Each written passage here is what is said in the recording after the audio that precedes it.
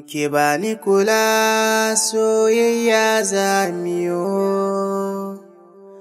dan zuciya ta yarda da ke ce na yo matsaya.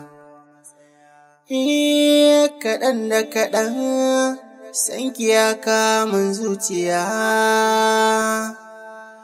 a kallon ki nake ya mai kyan idaniya. Kin rikita ni kin haukata ni a soyayya, ba za na guje ki ba har ƙarshe na numfashi.